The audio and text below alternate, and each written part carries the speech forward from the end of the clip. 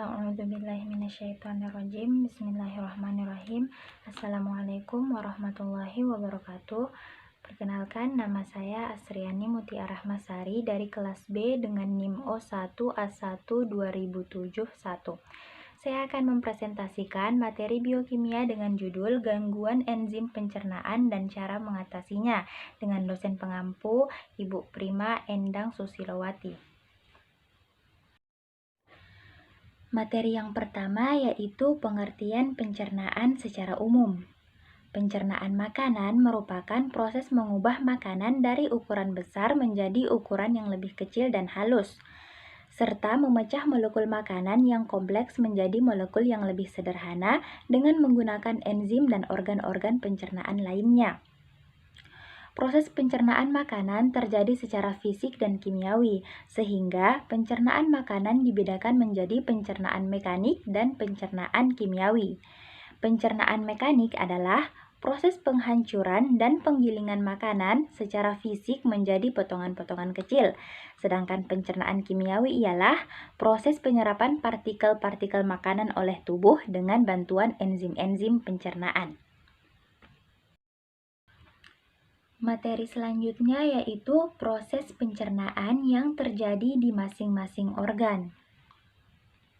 Seperti yang kita ketahui, organ sistem pencernaan terdiri dari rongga mulut atau oral, tekak, kerongkongan atau esofagus, lambung atau ventrikulus, sekum atau usus halus, usus besar atau kolon, dan rektum atau anus. Sedangkan organ pencernaan pelengkap atau biasa disebut organ pencernaan aksesori, termasuk di dalamnya adalah lidah, gigi, kantung empedu, kelenjar air liur, hati, dan pankreas. Gigi dan lidah terletak di dalam mulut yang membantu proses pencernaan dalam mengubah makanan dari bentuk kasar menjadi bentuk yang lebih halus. Sedangkan kelenjar pencernaan manusia yang terdiri dari kelenjar air liur, hati, dan pankreas membantu menghasilkan enzim-enzim yang membantu proses pencernaan. Nah, bentuk-bentuk organ tersebut dapat dilihat pada gambar yang tertera. Organ pencernaan yang pertama ialah rongga mulut atau oral. Di dalam rongga mulut terdapat dua organ sistem pencernaan, yaitu gigi atau dentin dan lidah atau lingua.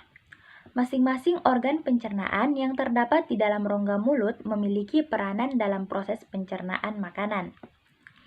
Yang pertama ialah gigi atau dentin.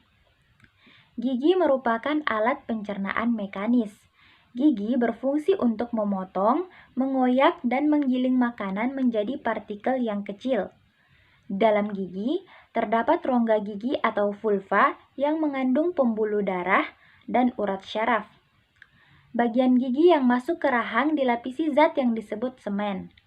Bakteri yang hidup di sela-sela gigi adalah Entamuba gingivalis yang berperan untuk menguraikan sisa-sisa makanan yang tertinggal di dalam mulut. Yang kedua yaitu lidah atau lingua.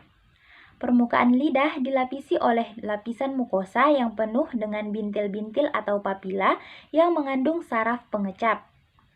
Lidah berfungsi sebagai indera pengecap makanan, mengatur makanan pada saat mengunyah, dan menelan makanan, serta membantu menghasilkan suara ketika berbicara. Lidah juga berfungsi untuk membantu mencampur makanan dengan air liur dan mendorong makanan masuk ke esofagus. Organ pencernaan yang kedua yaitu tekak atau faring.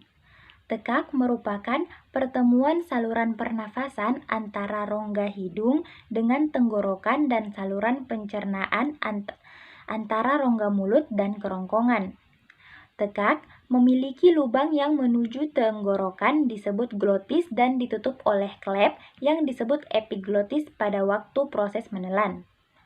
Tekak terdiri dari 3 bagian yaitu nasofaring, orofaring, dan tubaeostasius. Organ pencernaan yang ketiga ialah kerongkongan atau esofagus. Kerongkongan berupa tabung otot yang panjangnya sekitar 25 cm, memanjang dari akhir rongga mulut hingga ke lambung. Fungsi dari kerongkongan adalah sebagai jalan untuk makanan yang telah dikunyah dari mulut menuju lambung. atau untuk menelan makanan, mencegah benda asing masuk ke perut, menghasilkan gerak peristaltik, dan mencegah laju cairan dari perut. Kerongkongan terdiri dari 4 lapisan, yaitu lapisan mukosa, lapisan submukosa, lapisan muskularis, dan lapisan adventitia. 1/3 bagian atasnya terdiri dari otot lurik dan 2/3 bagian bawahnya terdiri dari otot polos. Makanan pada saluran kerongkongan ini hanya membutuhkan waktu 6 detik untuk sampai ke lambung karena kontraksi otot lurik pada 1/3 kerongkongan bagian atas. Gerakan ini terjadi karena otot memanjang dan melingkar dinding esofagus berkontraksi secara bergantian. Organ pencernaan yang keempat yaitu lambung atau ventriculus. Lambung adalah bagian saluran pencernaan yang melebar. Lambung dapat menampung makanan 1 liter hingga mencapai 2 liter. Di dalam lambung terdapat 3 enzim, di antaranya enzim pepsin yang berfungsi mengubah amilum menjadi maltosa dan glukosa, enzim lipase stepsin yang berfungsi mengemulsi lemak menjadi asam lemak dan gliserol, serta enzim tripsin yang berfungsi mengubah pepton menjadi peptida atau asam amino. Lambung berfungsi untuk menyimpan makanan sementara dan melakukan pencernaan secara kimiawi dengan bantuan getah lambung. Lambung terbagi menjadi 3 bagian, yaitu daerah kardiak atau memanjang yang merupakan daerah pintu masuk pertama makanan dari esofagus. Pada bagian ini banyak dihasilkan mukus alkali. Bagian yang kedua yaitu daerah fundus atau melingkar. Bagian ini merupakan daerah bagian tengah lambung yang membulat menghasilkan asam klorida dan musin. Bagian yang ketiga yaitu daerah pilorus atau menyerong. Bagian ini merupakan bagian di daerah bawah lambung yang berhubungan dengan usus 12 jari atau duodenum yang menghasilkan mukus alkali. Organ pencernaan selanjutnya yaitu usus halus. Usus halus adalah bagian dari saluran pencernaan yang terletak di antara lambung dan usus besar.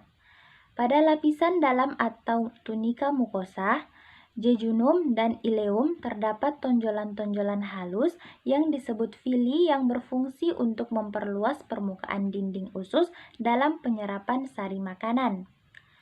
Getah usus atau sucus entericus dihasilkan oleh 2 macam kelenjar, yaitu kelenjar Barner dan kelenjar Leiber-Kuhn. Kelenjar Barner berada di duodenum menghasilkan musin dan enzim proteolysis atau pemecah protein. Sedangkan kelenjar Leiber-Kuhn berada di sepanjang usus halus, bermuara di celah-celah villi, menghasilkan getah usus. Pada ujung usus halus terdapat katup yang disebut katup Bauhini atau katup ileosekal yang berfungsi mencegah makanan masuk ke dalam usus halus. Pangkal usus besar disebut sekum dengan kepanjangannya yang disebut rumbai cacing atau appendix. Pada usus halus hanya terdapat pencernaan kimiawi, yaitu dengan bantuan senyawa kimia yang dihasilkan oleh usus halus, serta senyawa kimia dari kelenjar pankreas yang dilepaskan ke usus halus. Organ pencernaan berikutnya yaitu usus besar atau kolon. Usus besar adalah usus antara usus buntu dan rektum. Fungsi utama organ ini adalah menyerap air selama proses pencernaan, membentuk massa feses, mendorong sisa makanan hasil pencernaan atau feses keluar tubuh, dan membentuk lendir yang melumasi permukaan mukosa. Di dalam usus besar terjadi proses pembusukan sisa pencernaan makanan oleh bakteri Escherichia coli yang hidup pada makanan yang tidak dapat dicerna oleh manusia. Pembusukan ini menghasilkan H2S, indol, skatol, fenol, vitamin H, vitamin K yang berperan dalam proses pembekuan darah. Dan organ pencernaan yang terakhir ialah anus atau rektum. Bagian kolon paling akhir disebut anus atau rektum yang panjangnya sekitar 15 cm. Organ ini berfungsi sebagai tempat penyimpanan sementara feses, menahan feses agar tidak keluar secara tiba-tiba, membantu feses keluar dengan gerak peristaltik. Pada anus, terdapat otot volunter yang dikendalikan oleh kehendak kita. Materi selanjutnya yaitu enzim yang terlibat di dalam setiap organ pencernaan. Dalam beberapa organ pencernaan, ada yang melibatkan enzim dan ada yang tidak melibatkan enzim. Yang melibatkan enzim yaitu di rongga mulut, lambung, usus halus, dan pankreas, di mana pankreas ini merupakan organ pencernaan aksesoris atau pelengkap. Yang pertama, enzim yang terdapat di rongga mulut. Di rongga mulut terdapat enzim amilase yang berasal dari kelenjar air liur dan bertugas memecah zat pati atau karbohidrat menjadi gula atau glukosa. Yang kedua, enzim di lambung. Enzim di lambung seperti yang telah dijelaskan tadi ada 3, yaitu enzim pepsin yang berfungsi mengubah amilum menjadi maltosa dan glukosa, enzim lipase steapsin yang berfungsi mengemulsi lemak menjadi asam lemak dan gliserol, serta enzim tripsin yang berfungsi mengubah pepton menjadi polipeptida atau asam amino. Yang ketiga yaitu enzim yang ada di usus halus. Enzim yang terdapat di usus halus ini cukup banyak. Yang pertama ada enzim amilase yang berperan memecah amilum menjadi disakarida. Yang kedua ada enzim pepsin yang berperan memecah peptida menjadi asam amino. Yang ketiga ada enzim erepsin yang berasal dari erepsinogen yang berperan juga untuk memecah peptin menjadi asam amino juga.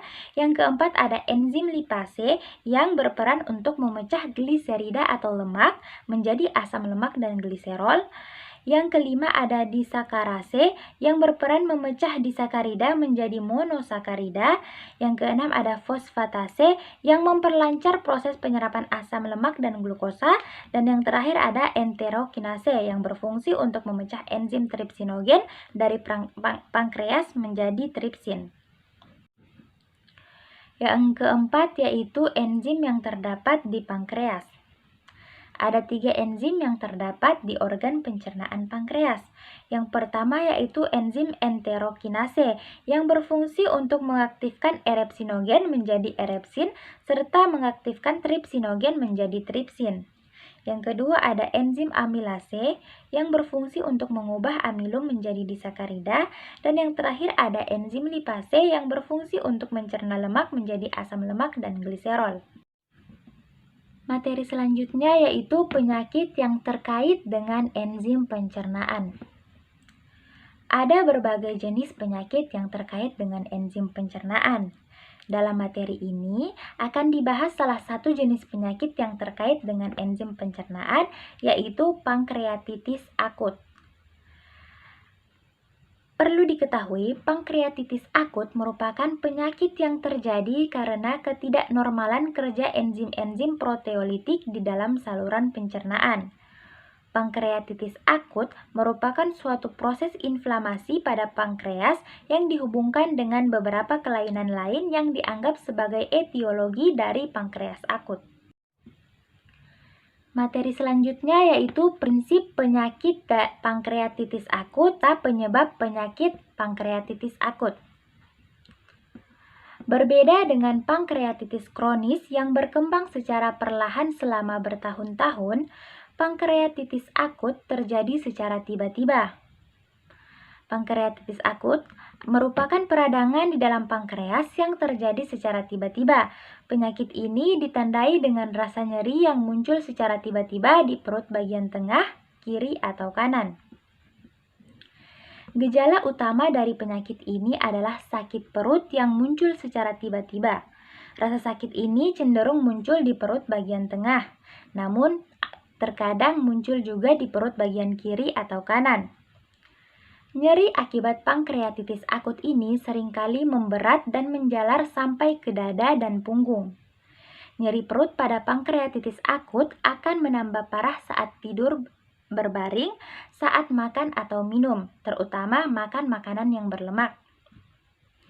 Gejala lain yang mungkin timbul dari penyakit ini adalah demam, diare, mual dan muntah, gangguan pencernaan, perut membengkak dan sakit bila disentuh, kulit dan mata menguning atau biasa disebut penyakit kuning, jantung berdetak lebih cepat dari keadaan normal atau takikardia, serta dehidrasi dan tekanan darah rendah. Waktu kemunculan gejala penyakit pankreatitis akut ini tergantung pada penyebabnya. Bila disebabkan oleh batu empedu, gejalanya muncul setelah mengonsumsi makanan dalam porsi besar. Namun, bila disebabkan oleh konsumsi alkohol secara berlebihan, gejalanya akan muncul 6-12 jam setelahnya. Materi selanjutnya yaitu penyebab dari penyakit pankreatitis akut. Jika tadi kita sudah membahas tentang prinsip dari penyakit pankreatitis akut, maka sekarang kita akan membahas tentang penyebab penyakit tersebut. Pada sebagian besar kasus, pankreatitis akut ini terjadi antara dua. Kalau bukan karena batu empedu, berarti karena konsumsi alkohol yang berlebih. Yang pertama, kenapa diduga karena batu empedu? Karena batu empedu itu dapat menyebabkan peradangan pada pankreas yang sifatnya akut. Hal ini terjadi apabila batu empedu keluar dari kantung empedu dan menyumbat saluran pankreas. Batu empedu diduga sebagai penyebab pankreatitis akut karena sekitar 40% kasus pankreatitis akut disebabkan oleh penyumbatan batu empedu. Yang kedua yaitu kebiasaan minum alkohol secara berlebihan. Meskipun belum diketahui mekanisme pasti dari konsumsi alkohol dengan munculnya pankreatitis akut, namun diduga bahwa mengonsumsi alkohol secara berlebihan akan membuat alkohol berubah menjadi senyawa kimia beracun yang dapat merusak pankreas. Ada pula teori lain yang mengatakan kebiasaan mengonsumsi alkohol dengan penyakit pankreatitis akut adalah alkohol menyebabkan diktus kecil di pankreas yang mengalir ke saluran pankreas dan menyumbatnya. Penyebab penyakit pankreatitis akut dikarenakan kebiasaan mengonsumsi alkohol ini didasarkan pada 30% kasus pankreatitis akut adalah orang yang kecanduan alkohol. Selain kedua penyebab utama tersebut, penyakit pankreatitis akut juga bisa terjadi karena kelainan bawaan dan genetik, contohnya sistik fibrosis, kanker pankreas, trigliserida tinggi, efek samping dari obat-obatan, tingginya kadar kalsium dalam darah biasanya disebabkan oleh penyakit hiperparatiroidisme, obesitas, infeksi virus, contohnya virus campak dan gondongan, ataupun efek samping pengangkatan batu empedu atau pemeriksaan pankreas. Namun, beberapa pendapat ini hanya sebagian kecil dibandingkan dengan penyebab batu empedu dan kebiasaan mengonsumsi alkohol.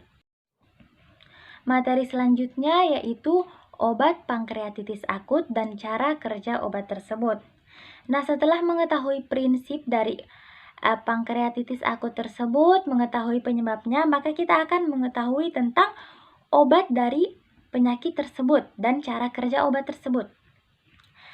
Pasien pankreatitis akut harus menjalani rawat inap di rumah sakit agar kondisinya bisa terpantau. Sebelum ditangani dokter akan menyarankan pasien untuk berpuasa guna memberi waktu pemulihan bagi pankreas. Jika peradangannya sudah meredah, pasien diperbolehkan mengonsumsi makanan lunak. Kemudian dapat ditingkatkan secara bertahap sampai pasien dapat makan makanan padat seperti biasanya. Selain itu, dokter juga biasanya akan memberikan infus sebagai pengganti asupan nutrisi dan cairan dalam tubuh. Akan diberikan obat anti nyeri untuk meredakan nyeri seperti petidin. Diberikan oksigen untuk menjaga kadar oksigen dalam tubuh, dan diberikan antibiotik jika pankreas dan organ di sekitarnya terinfeksi. Nah, setelah kondisi pasien stabil, dokter akan melakukan penanganan untuk mengatasi penyebab pankreatitis akut ini. Jika pankreatitis akut disebabkan oleh batu empedu, maka dokter akan mengangkat batu empedu melalui prosedur endoskopik retrograde kolangiopankreatografi atau ERCP atau dengan operasi koleksistomi. Mungkin itu saja yang dapat saya sampaikan. Kurang dan lebihnya saya mohon maaf. Wabillahi taufiq wal hidayah. Wassalamualaikum warahmatullahi wabarakatuh.